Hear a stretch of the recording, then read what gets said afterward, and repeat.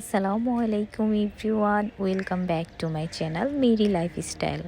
আজকে আপনাদের সাথে শেয়ার করব কিভাবে রেনেট ছাড়া খুব সহজেই মোজারেলা চিজ বানাতে পারবেন। আজকে চিজ বানানোর জন্য আমাদের প্রধান যে উপকরণটি লাগবে সেটা হচ্ছে খাঁটি গরুর দুধ। আমি এখানে গরুর কাঁচা দুধ নিয়েছি প্রায় 1 লিটারের মতো। যে দুধটা আগে জাল দেওয়া হয়নি অবশ্যই দুধটা ব্যবহার করতে হবে। এবার দুধটাকে হালকা আঁচে রেখে অনবরত নাড়তে হবে। হালকা কুসুম গরম হওয়া পর্যন্ত দুধটা জাল করতে হবে এবং জাল করার সময় অবশ্যই চারপাশে নেড়ে চেড়ে ভালো করে জাল করবেন। আমি আঙ্গুলটা ডুবিয়ে দেখছি, দেখেন এটা হালকা কুসুম গরম হয়ে। এখানে আমি আঙ্গুলটা কিছুক্ষণ ডুবিয়ে রাখতে পারছি, আবার বেশিক্ষণ রাখতেও পারছি না। এইরকম হালকা কুসুম গরম হলে আমরা দুধের পাতিলটা চুলা থেকে নামিয়ে রাখবো। নামিয়ে নেওয়ার পর দুধটাকে রেখে দিই। এখানে আমি একটি কাপের মধ্যে হোয়াইট ভিনেগার ইউজ করেছি, হাফ কাপের মতো। হালকা কুসুম গরম দুধের মধ্যে এবার ভিনেগারটা দিয়ে দিতে হবে। আপনারা অনেকে প্রশ্ন করতে পারেন, আপু সিরকার পরিবর্তে কি লেবুর রস ব্যবহার করা যাবে কিনা। যেহেতু আমি লেবুর রস দিয়ে ট্রাই করে দেখিনি, সেক্ষেত্রে আমি বলতে পারছি না। তবে আপনারা যদি বাসায় ট্রাই করে থাকেন তাহলে সিরকার যে পরিমাণটা দিয়েছে তার চেয়ে লেবুর রসটা একটু বেশি পরিমাণে ব্যবহার করবেন। হালকা হাতে আমরা দুধটাকে নেড়ে ঢাকনা দিয়ে এটাকে 15 মিনিটের মতো ঢেকে রাখবো। 15 মিনিট হয়ে গেছে, এবার আমরা ঢাকনাটা উঠিয়ে নেব। 15 মিনিট পরে আপনারা দেখতে পারবেন দুধ থেকে ছানাটা কেটে গিয়েছে খুব সুন্দর করে। এটা কিন্তু দেখতে আমরা নর্মালি মিষ্টির জন্য যে ছানাটা ব্যবহার করি ওই ছানার মতো হবে না, এটা দেখতে অনেকটা নরম আর পিছলা টাইপের হবে। এখন আমরা ছানাটা একটা ছাঁকনিতে নিয়ে নিব, পানি থেকে ছানাটাকে আমরা আলাদা করে নিব। এরপর আমি এখানে একটি স্প্যাচুলার মাধ্যমে ছানাটা থেকে যে এক্সট্রা পানিগুলো আছে ওটাকে চেপে চেপে পানিগুলোকে যতটুকু সম্ভব সরিয়ে নিচ্ছি। এখানে জোরে জোরে চাপাচাপি করা যাবে না, তাহলে কিন্তু ছানাটা নষ্ট হয়ে যাবে। এবার ছানা নেওয়ার পরে দুধের যে পানিগুলো রয়ে যায় ওই পানিগুলোর মধ্যে আমরা 1 চামচ লবণ মিশিয়ে এটাকে একটু হালকা আঁচে গরম করে নিতে হবে। এটাকে একদম ফুটন্ত গরম করা যাবে না, মোটামুটি গরম করে নিতে হবে। এটাকে ভাপ ওঠা গরম করে নিতে হবে, অর্থাৎ ভাপ উঠবে কিন্তু এটা ফুটন্ত গরম না। এই পর্যায়ে চুলা থেকে আমরা নামিয়ে নিব। এবার ছানাটাকে যে আমরা পানি ঝরার জন্য রেখেছিলাম ওইটাকে হাতের মধ্যে তুলে নিতে হবে।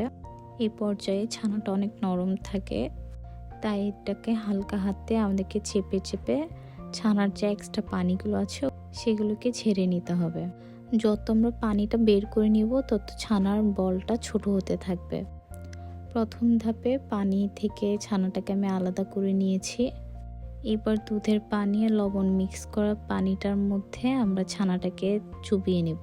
5 সেকেন্ডের মতো এটাকে আমরা চুবিয়ে নিয়ে বলটাকে আমরা উঠিয়ে হাতে নিয়ে আবার চেপে চেপে এক্সেস পানিগুলো আমরা ফেলে দেব। হালকা হাতে চেপে চেপে আমরা বাকি পানিগুলো ফেলে এরপর আমরা সেম প্রসেসটাকে আমরা আরও 3 বার রিপিট করে নেব। অর্থাৎ এই পানিতে আবার চিজ বলটাকে আমরা চুবিয়ে 5 সেকেন্ডের মতো আবার এক্সেস পানিগুলো ছেড়ে ফেলে দিতে হবে। এই প্রসেসটা আপনারা টোটাল 3 বার করবেন। টোটাল 3 বার চুবানোর পরে বলটাকে আমি একটা গোল শেপ করে একটা বাটিতে রেখে দিয়েছি। এবার আমি বাটিতে রাখা চিজের মধ্যে একদম ঠান্ডা 1 বোতল পানি দিয়ে দিচ্ছি। যেহেতু আমার কাছে বরফ ছিল না, আমি বরফটা দিতে পারি না, আপনারা চাইলে দিতে পারেন। যত বেশি ঠান্ডা পানি দিবেন বলটা তত বেশি শক্ত হবে। এরপর এটাকে র্যাপিং পেপারে র্যাপ করে নিতে হবে। যেহেতু আমার হাতের কাছে এই মুহূর্তে র্যাপিং পেপার ছিল না, সেহেতু আমি একটা পাতলা পলি ব্যাগ ইউজ করছি। এটাকে আমি ধুয়ে নিয়েছি এবং এটার যে জোড়া থাকে ওই জোড়ার মাঝখান দিয়ে আমি কেটে নিয়েছি।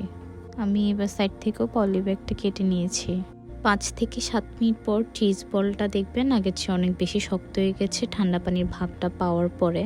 এবং এটাকে উঠিয়ে আমি হালকা হাতে একটু চেপে নিচ্ছি যেন এক্সেস পানিগুলো বের হয়ে যায়।